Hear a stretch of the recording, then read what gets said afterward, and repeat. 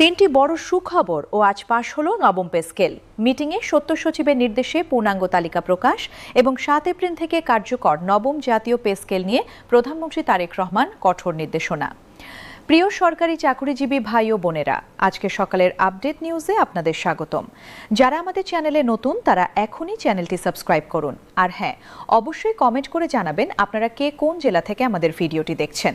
তবে চলুন কথা না বাড়িয়ে আজকের সর্বশেষ সংবাদটি জেনে নিন। অবশেষে দীর্ঘ প্রতীক্ষার অবসান ঘটিয়ে দেশের লাখো সরকারি চাকরিজীবীর জন্য একটি ঐতিহাসিক ও স্মরণীয় দিন উপস্থিত হয়েছে।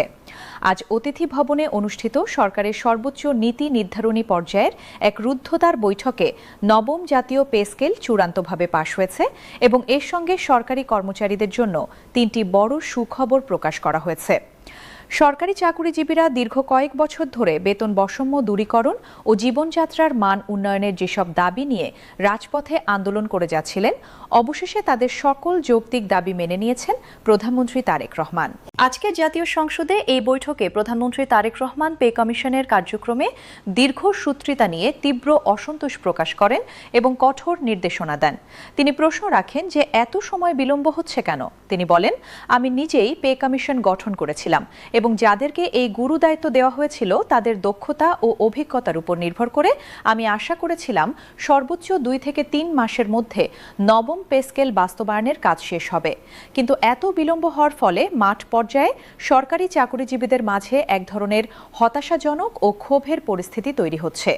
প্রধানমন্ত্রী তারেক রহমান আরও বলেন, সরকারের প্রতি কর্মচারীদের ক্ষোভ দিন দিন বেড়েই চলেছে, যা কোনোভাবেই কাম্য নয়। তিনি স্পষ্ট ভাষায় হুঁশিয়ারি উচ্চারণ করে বলেন, আগামী 9 এপ্রিল থেকেই নবম পে স্কেল বাস্তবায়ন করতে হবে এবং এর আগেই অর্থাৎ 4 এপ্রিলের মধ্যে চূড়ান্ত গ্যাজেট প্রকাশ করতে হবে। তার এই কড়া নির্দেশনার পর বৈঠকে উপস্থিত অর্থ মন্ত্রণালয় জনাব আমির খসরু মাহমুদ চৌধুরী তাৎক্ষণিকভাবে একমত পোষণ করেন। তিনি বলেন, তারেক রহমান যেহেতু নবম পে স্কেল আগামী 9 এপ্রিল মধ্যে কার্যকরের তাগিদ দিয়েছেন এবং এটি এখন সময়ের দাবিতে পরিণত হয়েছে, তাই আমাদের গ্যাজেট প্রকাশ করা এখন বাধ্যতামূলক। তিনি নিশ্চিত করেন যে যেহেতু কর্মচারীদের মাঝে বেতন বৃদ্ধি বিষয় নিয়ে বিভিন্ন সমস্যা ও ধোঁয়াশা তৈরি হচ্ছে, আমাদের দাপ্তরিক সকল কাজ ও হিসাব নিকাশ ইতিমধ্যেই শেষ হয়েছে, যার ফলস্বরূপ আগামী 9 এপ্রিল মধ্যে গ্যাজেট প্রকাশ করা সম্ভব হবে। আজকের এই হাই প্রোফাইল বৈঠকে প্রশাসনের বিভিন্ন মন্ত্রণালয়ের প্রায় 70 জন জ্যেষ্ঠ সচিব উপস্থিত ছিলেন। তারা বেতন বৃদ্ধির বিষয় নিয়ে অত্যন্ত ইতিবাচক তথ্য ও মতামত প্রকাশ করেন। 70 জন সচিবের পক্ষ থেকে সম্মিলিতভাবে বলা হয় যে একটি জাতীয় বেতন স্কেল পরিবর্তন করা যদিও কঠিন ও জটিল কাজ, তবে সেটা নিয়ে 2 থেকে 3 মাসের ঊর্ধ্বে সময় ক্ষেপণ করা মোটেই কাম্য নয়।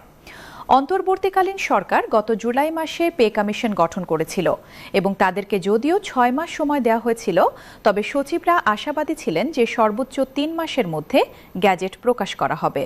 কিন্তু এতদিন সময় বিলম্ব করার ফলে কমিশনকে এখন জবাবদিহিতার আওতায় আসতে হবে। সচিবরা বলেন, কর্মচারীরা বর্তমানে যে হারে বৈষম্য ও মুদ্রাস্ফীতির শিকার হচ্ছেন, তাই তাদের বেতন যত দ্রুত সম্ভব বাস্তবায়ন করা প্রয়োজন। অর্থনৈতিকভাবে সরকারি কর্মচারীরা বিভিন্নভাবে ক্ষতিগ্রস্ত হয়ে আছেন এবং ঋণের জালে জর্জরিত।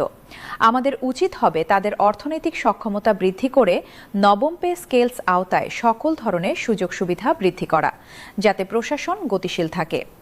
একই সঙ্গে আজকের বৈঠকে উপস্থিত ছিলেন গণপ্রজাতন্ত্রী বাংলাদেশ প্রধানমন্ত্রী তারেক রহমান।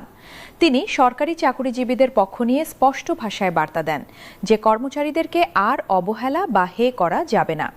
তিনি পরিসংখ্যান তুলে ধরে বলেন, বাংলাদেশের সরকারি চাকরিজীবীদের মধ্যে 1/3 হচ্ছে নিম্ন আয়ের কর্মচারী, তাই তাদের বেতন বৃদ্ধি করে দ্রুত একটি গ্যাজেট প্রকাশ করতে হবে।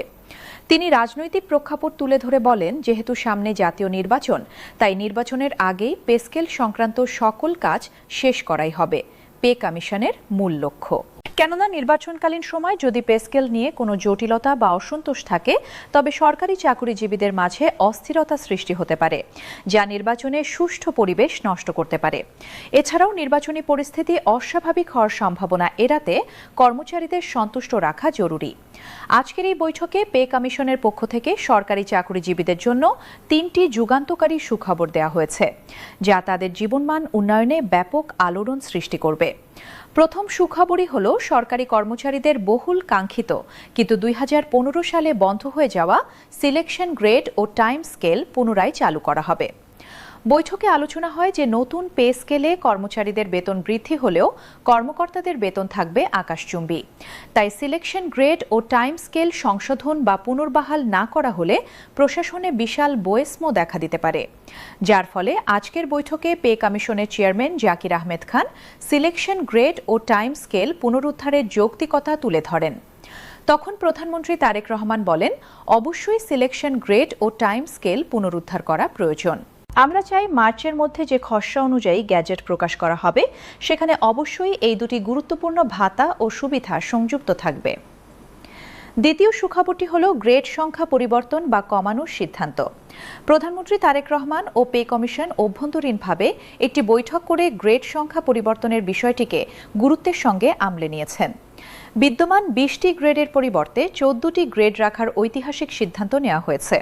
বৈঠকে এই বিষয়গুলো নিয়ে বিস্তারিত আলোচনা হওয়ার পর বৈষম্য দূর করার লক্ষ্যে 14টি গ্রেড রাখার জন্য জোরালো মতামত দেন প্রধানমন্ত্রী। তিনি বলেন, সরকারি কর্মচারীরা বিভিন্ন সময়ে বিভিন্ন বৈষম্যের শিকার হয়েছেন এবং পদোন্নতি বঞ্চিত হয়েছেন। তাই তাদের এই দীর্ঘদিনের বৈষম্য দূর করতে হলে শুধুমাত্র টাকার অঙ্কে বেতন বৃদ্ধি করলেই হবে না, সঙ্গে সঙ্গে গ্রেড সংখ্যা কমিয়ে ও পরিবর্তন করে নবম পে স্কেল বাস্তবায়ন করতে হবে, যাতে তারা দ্রুত পদোন্নতি পান এবং সামাজিক মর্যাদা বাড়ে। তৃতীয় সুখবরটি হল সরকারি চাকুরিজীবীদের জন্য বাড়ি ভাড়া ও চিকিৎসা ভাতার আমূল পরিবর্তন।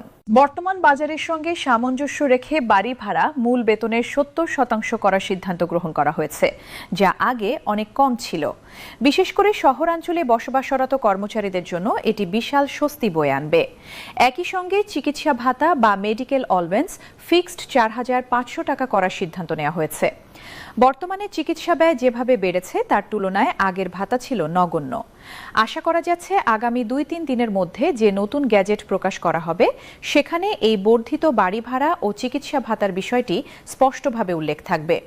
সব মিলিয়ে অতিথি ভবনের আজকের এই বৈঠক এবং সেখান থেকে আসা এই 3টি সুখবর দেশের 22 লক্ষ সরকারি চাকুরিজীবীর জন্য নতুন বছরের সেরা উপহার হতে যাচ্ছে। 1 এপ্রিল থেকে কার্যকর হতে যাওয়া এই পে স্কেল তাদের জীবনের সচ্ছলতা ও কর্মক্ষেত্রে নতুন উদ্দীপনা ফিরিয়ে আনবে বলে আশা করা হচ্ছে। ভিডিওটি খুবই জরুরি, তাই দয়া করে সবার সাথে ভিডিওটি শেয়ার করতে ভুলবেন না।